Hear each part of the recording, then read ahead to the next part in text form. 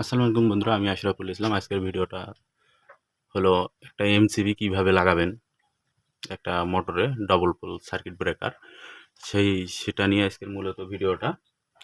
আর যদি হাতে সময় থাকে ভিডিওটা দেখেন, কাজে দিবে। আর যদি সময় না থাকে ভাই, ভিডিওটা কেটে দিয়ে অন্য জিনিস দেখেন, তাহলে উপকারে হয়তো আপনার আসতে পারে। কিন্তু এটা দেখলে যে উপকার হবে সেটা আমি নিশ্চিত।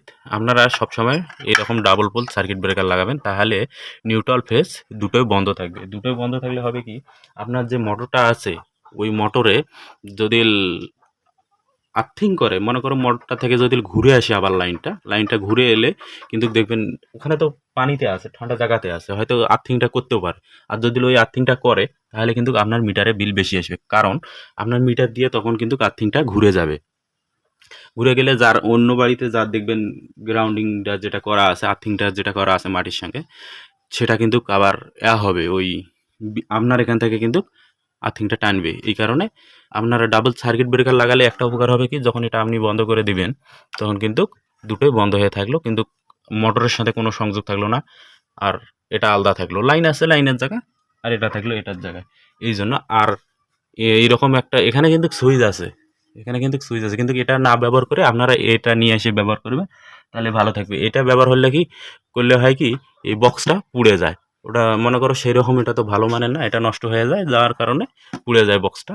আর এটা ব্যবহার করলে ওটার সমস্যা থাকে না। আর সার্কিট ব্রেকার কিভাবে নির্ণয় করবেন এটা দেখে, বা এনসিবিটা কিভাবে লাগাবেন, এটা হলো মনে করো আমি লাগাইছি 32 এম্পিয়ার। আর এটা হলো আহ, সর্ব 12 এম্পিয়ার পর্যন্ত নিবে। যখন খুব লোড চলবে তখন কিন্তু 12 এম্পিয়ার পর্যন্ত নেবে। এই দেখেন, কিন্তু এই যে এএমপি আর দেয়নি। আর আমি এটা দেখছি কিলোমিটার লাগাই, আমার কিলোমিটারও আছে, আমি আপনাদেরকে বোঝানোর জন্য এটা করলাম। এটা যখন আমি লাগাইছি কিলোমিটার দিয়ে দেখছি, তখন 8 এম্পিয়ার 9 এম্পিয়ার এরকম করে নেয়, বেশি নেয় না। হয়তো তুলনামূলক ওরা হয়তো বেশি দিছে।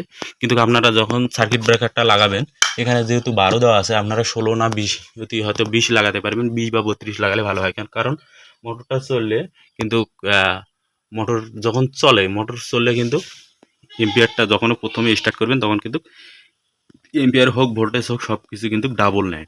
এর জন্য একটা ভালো দেখে আনা, অল্প একটু বেশি দেখে লাগাবেন, কিন্তু একেবারে বেশি লাগাবেন না। হয়তো দেখুন মোটরের সমস্যা হয়ে গেলেও কিন্তু সার্কিট ব্রেকার তখন পড়ে না গেলে কিন্তু পুরোটা পুড়ে যাবে ওখানে মোটর।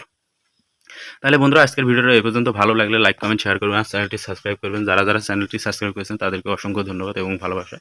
ধন্যবাদ বন্ধুরা, ভালো থাকবেন, খোদা হাফেজ।